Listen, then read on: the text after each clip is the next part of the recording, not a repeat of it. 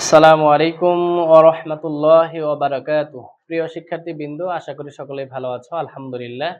আল্লাহ তাআলার অশেষ রহমতে আমিও ভালো আছি। আজকে আমি তোমাদের মাঝে উপস্থিত হয়েছি চতুর্থ শ্রেণীর গণিত ডাকের অঙ্ক, চতুর্থ অধ্যায়ের ডাকের অঙ্ক ৬৬ পৃষ্ঠা থেকে। যে এর আগে যে ক্লাসগুলো আমরা নিয়েছি আশা করি তোমরা বুঝতে পেরেছো। এ পর্যায়ে আমরা ৬৬ পৃষ্ঠা থেকে কিছু ডাকের অঙ্ক আছে সেগুলা তোমাদেরকে দেখানোর চেষ্টা করব। তোমরা একটু মনোযোগ দিয়ে দেখো, তাহলেই আশা করি এই ধরনের যে যতগুলো অঙ্ক আসবে এই বইয়েরগুলা তো পারবেই, এছাড়াও যদি তোমাকে অন্য অঙ্ক করতে দেওয়া হয় আশা করি সমস্যা হবে না ইনশাল্লাহ। বলছে ভাজক ২৩, ভাগফল ১০৭ এবং ভাগশেষ ১২ হলে ভাজ্য কত? প্রিয় শিক্ষার্থীরা খেয়াল করো, যা দেওয়া আছে এটাকে আমরা লিখব দেওয়া আছে। খুবই মনোযোগ দিয়ে দেখবে। বলছে ভাজক ২৩, এটা দেওয়া আছে, ভাগফল দেওয়া আছে,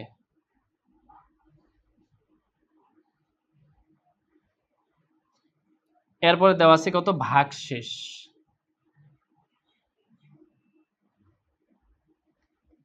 দেওয়া আছে কত ১২, চেয়েছে কত ভাজ্য কত, ভাজ্য কত, এটা চেয়েছে আমাদের উত্তর। তাহলে যেহেতু ভাজ্য চেয়েছে তাহলে আমরা এক্ষেত্রে দেখো ভাগশেষ দেওয়া আছে, আমরা ভাগশেষ দেওয়া থাকলে একরকম সূত্র হবে আর ভাগশেষ না দেওয়া থাকলে আরেক রকম সূত্র হবে। এর জন্য আমরা জানি ভাজ্য সমান, আমরা একেবারে দেখে দেখে লিখব। উপরে যে দুইটা আছে দুইটা গুণ করে দেব, ভাজ্য গুণ ভাগফল, আর নিচে যেটা দেওয়া আছে ভাগশেষ সবসময় যোগ হয়, যোগ হচ্ছে ভাগশেষ। প্রিয় শিক্ষার্থীরা খেয়াল করো, এটা হচ্ছে আমাদের সূত্র, এটা অবশ্যই মুখস্থ করবে। যে ভাজ্য সমান ভাজক গুণ ভাগফল, ভাজক গুণ ভাগফল যোগ হচ্ছে কত ভাগশেষ। তো এক্ষেত্রে আমাদের একেবারে সাধারণ সহজ অঙ্ক, ভাজক কত ২৩ বসিয়ে দিবে, কি চিহ্ন আছে গুণ, ভাগফল কত ১০৭ বসিয়ে দিবে, কি চিহ্ন আছে যোগ, ভাগশেষ কত ১২। এ পর্যায়ে দেখো ১০৭কে আমরা ২৩ দ্বারা গুণ করব, তাহলে বড় সংখ্যাটা আগে লিখে দিচ্ছি ১০৭ গুণ ২৩, ৩ ৭ ২১ এক হাতে আমার ২, ৩ দ্বারা ০ গুণ করলে ০, ২ এর ২, ৩ একে ৩, এক ঘর বাদ দাও, ৭ দুগুণে ১৪ ৪ হাতে আমার ১, ২ দ্বারা ০ গুণ করলে ০, হাতের একের একই, আর ২ একে ২, তাহলে ১ ৪ আর ২ এ ৬, আর ৩ আর একে ৪, আর কত ২, তাহলে ২৪৬১, এর সাথে আমাদের যোগ করতে হবে কত ১২। তাহলে আমরা লিখব, খেয়াল করো, ২ আর একে ৩, ১ আর ৬ ৭, ৪ ২, আমরা লিখব হচ্ছে ভাজ্য ২৪৭৩।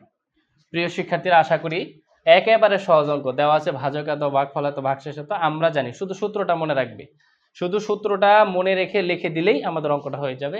যে ভাজ্য সমান ভাজক গুণ ভাগফল যোগ ভাগশেষ, তাহলে ভাজক ২৩, ভাগফল কত ১০৭ যোগ ভাগশেষ কত ১২, দুটো গুণ করে দিয়েছি, গুণফল যোগ করে দিয়েছি ভাগশেষ, ভাগশেষ যোগ করে দিলে আমাদের কত হলো ২৪৭৩। আমরা বুঝলাম যে আমাদের ভাজ্য কত ২৪৭৩। আশা করি বুঝতে পেরেছো।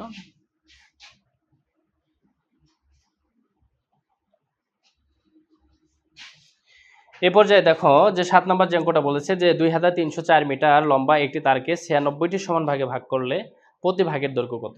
৯৬টি ভাগে ভাগ করছে, তাহলে আমরা লিখব যে ৯৬ ভাগে তার আছে,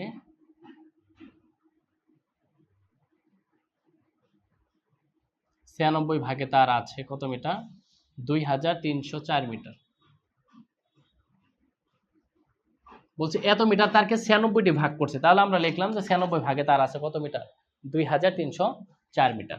তাহলে আমরা লিখব যে ১ ভাগে তার আছে, ১ ভাগের প্রতি ভাগের বলছে, আমরা জানি তোমাদেরকেও শিখিয়েছি যে প্রতি বললেই ১, দিন থাকলে দিন, মাস থাকলে মাস, বছর থাকলে বছর, ঘন্টা থাকলে ঘন্টা, মিনিট থাকলে মিনিট, সেকেন্ড থাকলে সেকেন্ড, কিলোমিটার থাকলে কিলোমিটার।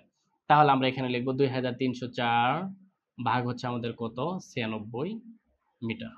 তাহলে এইটা রাবটা এখানে দেখো আমরা কিভাবে রাবটা করি। আমি আগেই বলেছি যত গুণ এবং ভাগের রাব করবে তত তোমরা গুণ এবং ভাগ ভালো পারবে। আমরা যদি ৯৬ দ্বারা ২৩কে ভাগ করি, ভাগ করা যাবে না, কেননা ৯৬ বড়, এই জন্য ২৩০কে ভাগ করব। তাহলে আমরা দুইবার দিয়ে দেখি। ৮ দোকানে ১৬ ৬ হাতে আমার সরি ৬ দোকানে ১২ ২ হাতে ১ ৯ দোকানে ১৮ আর ১ ১৯। নিচের সংখ্যা যদি বড় থাকে, উপরের সংখ্যা ছোট থাকলে, শূন্য থাকলে ১০, ১০ থেকে ২ বাদ দিলে ৮ হাতে ১, ১০, ১৩ থেকে ১০ বাদ দিলে ৩ হাতে ১, ১ আর ১ ২, ২ থেকে ২ বাদ দিলে ০। এবার আনলাম ৪ কেটে। খেয়াল করো ৩৮৪। তাহলে আমরা ৪ বার দিয়ে দেখি কত আসে। ৪ ৬ ২৪ এর ৪ হাতে আমার ২, ৪ নং ৩৬ আর ২ ৩৮ এর ৮ হাতে আমার ৩, আর কোনো সংখ্যা না থাকায় ৩ এর ৩ আমরা বসিয়ে দিলাম। ৪ থেকে ৪ বাদ দিলে ০, ৮ থেকে ৮ বাদ দিলে ০, ৩ থেকে ৩ বাদ দিলে ০। তাহলে আমরা প্রতি ভাগের দৈর্ঘ্য কত মিটার পেলাম? ২৪ মিটার। এক ভাগের দৈর্ঘ্য আমরা লিখব, সুতরাং প্রতি ভাগের দৈর্ঘ্য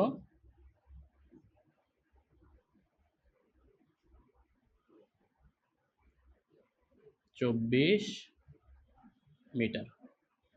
প্রিয় শিক্ষার্থীরা, আশা করি এই সহজ অঙ্কটাও তোমরা বুঝতে পেরেছ।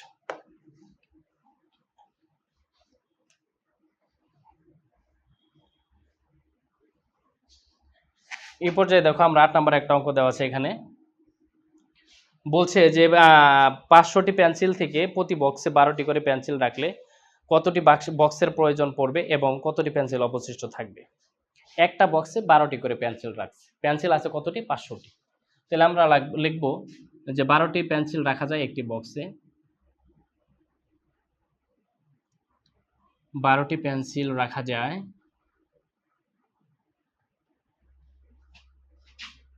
একটি বক্সে। একেবারে সংক্ষিপ্ত করে লিখে দিলাম, ওতে ৫০০টি পেন্সিল রাখা যায়। দেখো এখানকার মধ্যে বড় সংখ্যা কোনটা? ৫০০। তাহলে আমরা ৫০০ দ্বারা ৫০০কে ১২ দ্বারা ভাগ করে দেব। এই ক্ষেত্রে ১২ দ্বারা ৫০০কে ভাগ করব। খেয়াল করো, ১২ দ্বারা যদি ৫০কে ভাগ করি, ৪ ১২ ৪৮, ১২কে ১২ ১২ দুগুণে ২৪, তো ৩ ১২ ৩৬, ৪ ১২ ৪৮, ১০ থেকে ৮ বাদ দিলে ২ হাতে ১, ১ আর ৪ ৫, ৫ থেকে ৫ বাদ দিলে ০, আনলাম ০ কেটে, ১২ ১কে ১২ থাকলো ৮। তাহলে আমরা লিখব ৪১টি বক্স ও অবশিষ্ট ৮টি পেন্সিল।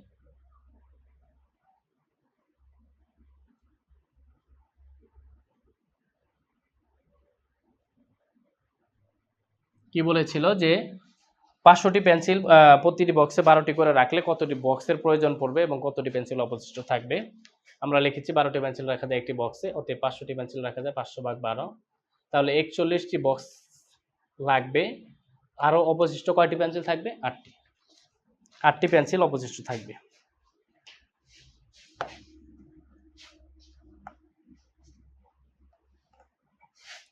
এ পর্যায়ে দেখো ৯ নাম্বার যে অঙ্কটা বলছে, কি বলছে যে ৩৬ জন লোকের মধ্যে ১৮২টি লিচু বিতরণ করলে প্রত্যেকে কতটি করে লিচু পাবে। খুবই সহজ অঙ্ক। ৩৬ জন লোকের মাঝে, তাহলে আমরা লিখতে পারি যে ৩৬ জন লোক লিচু পায়,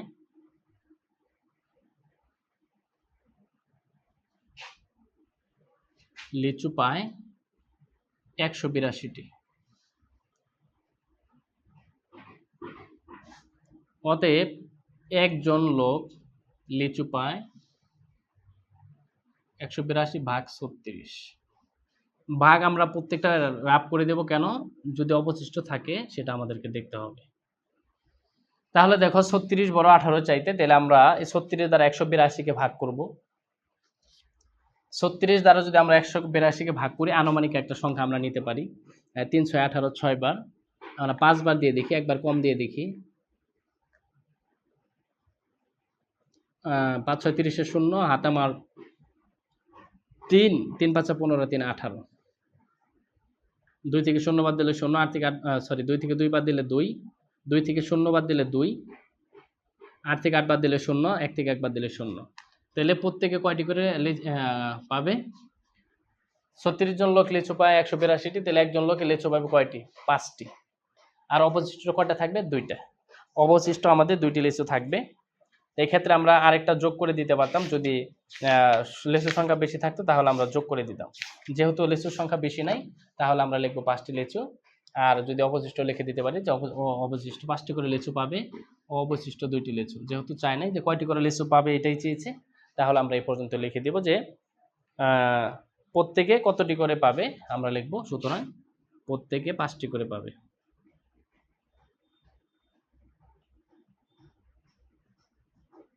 করে পাবে। আমরা এখানে লিখতে পারি যে 5টি লিচু ও অবশিষ্ট 2টি লিচু, 5টি করে অবশিষ্ট 2টি লিচু, এটা আমরা লিখে দিব। আর এখানে লিখবো আমরা যে প্রত্যেকে 5টি করে পাবে। আশা করি বুঝতে পেরেছ।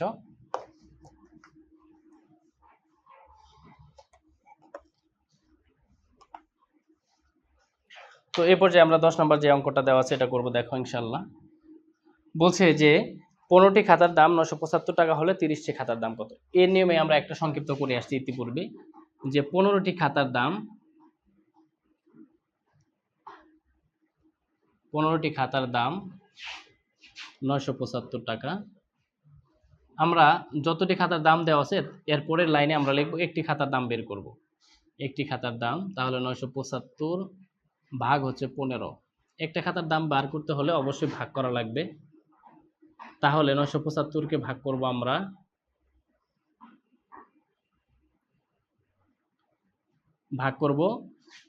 6 15 90, থাকলো আমাদের 7, আনলাম 5 কেটে 75, 5 15 75 শূন্য। তাহলে আমরা পেলাম হচ্ছে একটা খাতার দাম পেলাম হচ্ছে আমরা 65 টাকা। কতটি খাতার দাম চেয়েছি? 30টি খাতার, অতএব 30টি খাতার দাম 65 গুণ 30। তাহলে গুণ করে দাও, 16টা বসিয়ে দিলাম। 3 5 15 5 7 1, 3 6 18 1 19। তাহলে আমরা পেলাম যে 30টি খাতার দাম আমরা পাবো কত টাকা? 1950 টাকা। 40টি খাতার দাম চাইলে আমরা এখানে লিখতাম 65 গুণন 40। 20টি খাতার দাম চাইলে আমরা এখানে লিখতাম 65 গুণন 20। তো যেটা সবচেয়ে বেশি খেয়াল রাখতে হবে যে এখানে 5টির মূল্য দেওয়া থাক, 2টির মূল্য দেওয়া থাক, 6টির মূল্য দেওয়া থাক, 10টির মূল্য দেওয়া থাক, যার মূল্য দেওয়া থাক না কেন সেটা লেখার পরে পরবর্তীতে আমরা একটির মূল্য বের করব। একটির মূল্য বের করতে হলে আমরা ভাগ করব। আর একের অধিকের মূল্য, যেহেতু একটির মূল্য ভাগ করে বের করলাম, তাহলে একের অধিক যখন চাবে 2 3 5 7 10 15 20 50, তখন আমরা এটাকে কি করে দেব? গুণ করে দেব। আশা করি বুঝতে পেরেছো। এই নিয়ম থেকে কিন্তু তোমাদের পরীক্ষা অবশ্যই অঙ্ক আসবে।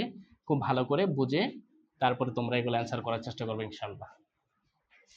এই পর্যায়ে দেখো যে একটি দোকানে 1175টি ফুল আছে। একটি মালা তৈরি করতে 25টি ফুল লাগলে দোকানদার এরও কতটি মালা তৈরি করতে পারবে? একটা দোকানে ফুল আছে 1175টি, তাহলে প্রতিটি মালা তৈরি করতে 25টি ফুল লাগে। তাহলে আমরা লিখতে পারি যে 25টি ফুল দিয়ে তৈরি করা যায় একটি মালা। 25টি ফুল দিয়ে তৈরি করা যায়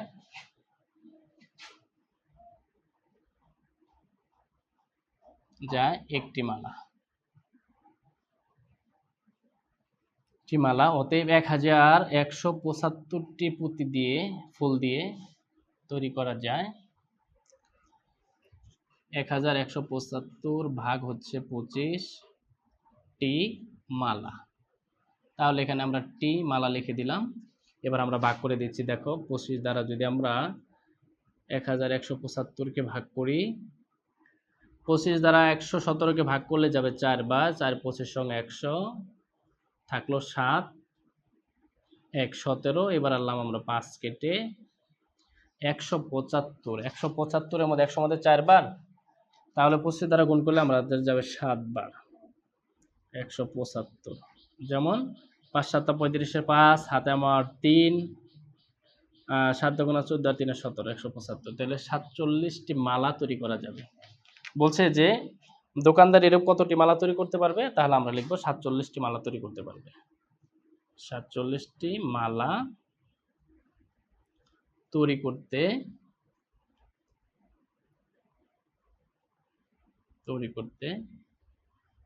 পারবে। প্রিয় শিক্ষার্থীরা, আশা করি তোমরা এই অঙ্কটা বুঝতে পেরেছ। তো এই ধরনের সহজ অঙ্কর ক্লাস পেতে অবশ্যই তোমরা আমার চ্যানেলটাকে লাইক, কমেন্ট এবং সাবস্ক্রাইব করে দেবে, এবং আমার চ্যানেলটা বেশি থেকে বেশি শেয়ার করবে, এবং আমার ক্লাসগুলো খুবই মনোযোগ দিয়ে দেখবে। আর আমার ক্লাসে কোনো অঙ্ক বুঝতে সমস্যা হলে অবশ্যই আমাকে কমেন্টে জানাবে, আমি সেগুলো তোমাদেরকে সমাধান করার চেষ্টা করবো ইনশাআল্লাহ। তো এই পর্যায়ে আমি তোমাদেরকে কিছু হোমওয়ার্ক দিয়ে দিচ্ছি যে তোমরা এই 66 পৃষ্ঠা থেকে 6 থেকে 11 পর্যন্ত সবগুলো ডাকের অঙ্ক অবশ্যই বাড়ি কাজ করবে, এবং এগুলো করতে গিয়ে যদি তোমাদের কোনো সমস্যা হয় অবশ্যই আমাকে কমেন্টে জানাবে। ধন্যবাদ প্রিয় শিক্ষার্থীরা। আসসালামু আলাইকুম ওয়া রাহমাতুল্লাহি ওয়া বারাকাতুহু।